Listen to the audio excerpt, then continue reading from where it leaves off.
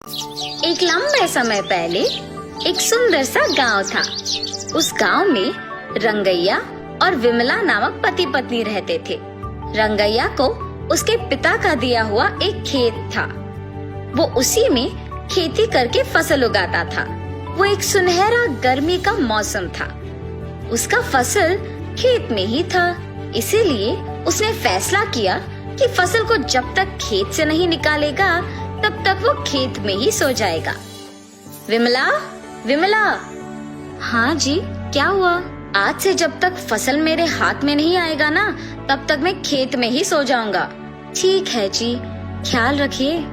ऐसे रंगैया उसके खेत में सोने जाता है। गर्मी की मौसम होने पर खेत में ठंडी हवा चल रही थी और वो आराम से सोता है। आधी रात को अचानक पायल की आवाज सुनाई देने पर वो जाग उठता है। चारों ओर देखता है और कोई ना दिखने पर वापस सो जाता है। थोड़ी देर में वापस उसे पायल की आवाज सुनाई देने पर डर के मारे जाग उठता है। हाँ, यहाँ तो कोई नहीं है, तो फिर ये पायल की आवाज कहाँ से आ रही है? ऐसे जब चारों ओर देखता रहता है तो पायल की आवाज फिर सुनाई देती है। तब उसे एक परछाई पीछे दिखती है तो उस तरफ मुड़ता है। दिखने में भयानक एक भूत उसके सामने आके खड़ी हो जाती है। उसे देख, बाप रे, भूत भूत! ऐसे डर के मारे चिल्लाते हुए बिना पीछे मुड़े घर की ओर भागने लगता है। वो भूत सिर्फ आधे रास्ते तक उसका पीछा करती है। जल्दी से भाग के घर पहुंच जाता है। विमला, विमला, जल्दी दरवाजा खोलो, भूत मेरा पीछा कर रही है। ऐसे जोर से दरवाजा खड़खड़ाता है। अपने पति की आवाज सुनकर विमला जल्दी से दरवाजा खोलती है। तुरंत रंगैया अंदर आके दरवाजा बंद करके कांपने लगता है। क्या हुआ जी, क्यों डर रहे हो? तब वो जो भी हुआ उसे बताता है। भूत क्या सच में होता है जी? आप नींद में खुद की परछाई देख डर गए होंगे। कुछ मत सोचिए और सो जाइए। ये कह के चली जाती है। उसकी पत्नी उसके बातों का यकीन ना करने पर वो कुछ नहीं कह पाता है और चुप रह जाता है। क्या मेरी पत्नी सही थी? मैं क्या अपने ही परछाई से डर गया? लेकिन मैंने तो उस भूत को मेरे सामने खड़े होते देखा है। ऐसे सोए बिना पूरी रात सोचते ही रहता है। खेत में फसल के बारे में छोड़कर डर के मारे बेचारा घर पे ही रहता है। सुनिए, रात होने वाली है जी, आप क्या खेत नहीं जाएंगे? अगर मैं अपनी पत्नी से कहूँगा कि मुझे खेत जाने से डर लग रहा है तो न जाने वो मेरे बारे में क्या सोचेगी। उस खेत में अगर सच में ही भूत है तो भी मैं नहीं डरूंगा, मैं जाके आऊंगा। ऐसे अपनी पत्नी से कह के उसके खेत जाता है। मेरे पत्नी से मैंने ऐसे बात किया जैसे मुझे कोई डर नहीं है, पर अभी खेत जाके मैं अकेले कैसे रह पाऊंगा? ऐसे डरते हुए खेत जाता है। घबराते हुए खेत के चारों ओर देखता है। अब तो खेत में कोई नहीं दिख रहा, पर शायद कल की तरह सोते समय में पायल की आवाज सुनाई देगा। ऐसे सोचता ही है कि उसके सामने वही भूत आके खड़े हो जाती है। कल तो तुम बच गए, पर आज मैं तुम्हें बचने नहीं दूंगी। मुझे कुछ मत करो, मैं यहाँ वापस कभी नहीं आऊंगा, मुझे छोड़ दो। तुम्हें छोड़ दूं? ऐसे जोर से हंस के रंगैया को गायब कर देती है। सुबह हो गया, मेरे पति अब तक लौट के क्यों नहीं आए?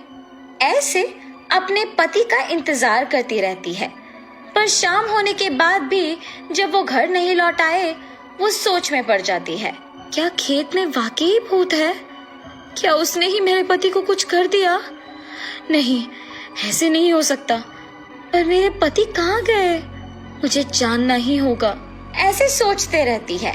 आज रात को मैं अपने पहचान के आदमी से खेत का चौकीदारी करने कहूंगी। अगर वो भी लौट के नहीं आया तो फिर इसका हल सोचूंगी। ऐसे फैसला करके विमला अपने पहचान के एक आदमी को खेत की चौकीदारी करने भेजती है। पर जब वो आदमी भी सुबह लौट के नहीं आता है, तब घबरा के सोचने लगती है। क्या मेरे पति की बातों के मुताबिक वहाँ एक भूत है? जिस आदमी को मैंने चौकीदारी करने भेजा, क्या उसको भी भूत ने कुछ कर दिया?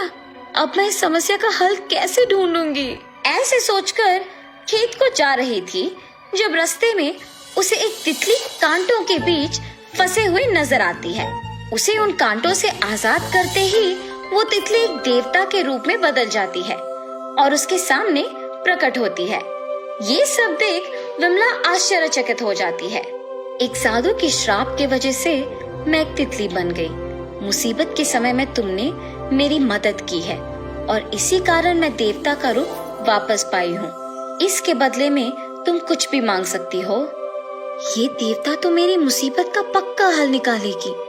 मेरे पति को उस भूत से आजाद करने के लिए मेरे पास सिर्फ ये एक मौका है। ऐसे वो उस देवता को सब कुछ बताती है। उस भूत से मेरे पति को बचा के उस भूत को हमेशा के लिए हमारे खेत से भिजवाने का हल बोलिए माता। ठीक है, मैं जो कहूँगी वो कर सकोगी ना? हाँ, जरूर करूँगी। ऐसे कहने पर देवता विमला को एक मंत्र बोलती है। मैंने जो मंत्र कहा है वो तुम्हें उस भूत को देखने के तुरंत बाद अपनी आंखें बंद करके मन में कहना होगा। तब वो भूत तुम्हें छोड़ के चली जाएगी और उस भूत से तुम छुटकारा पा सकोगे। ऐसे कहने पर वो खुशी से अपने खेत जाके रात होने तक वहीं रुकती है। आधी रात को उसे अचानक पायल की आवाज सुनाई देती है। कहीं से तो पायल की आवाज आ रही है। भूत को देखते ही मुझे उस मंत्र को कहना होगा। ऐसे सोचते ही कुछ दूरी में उसे एक परछाई दिखती है। उसी तरफ मुड़ने पर वो भूत उसके सामने आकर खड़े हो जाती है। उस भूत को देखते ही वो अपने मन में उस देवता के द्वारा दिया हुआ मंत्र अपने मन में कहती है। उससे वो भूत गायब हो जाती है। अपने पति के साथ ही वो चौकीदार भी आजाद हो जाते हैं। उस भूत से छुटकारा पाने के लिए सभी विमला का अभिनंदन करते हैं और सभी खुश होके वहाँ से घर चले जाते हैं। उस खेत से भूत का चले जाने पर रंगैया आराम से खेती करके फसल उगाते हुए खुशी से जीता है।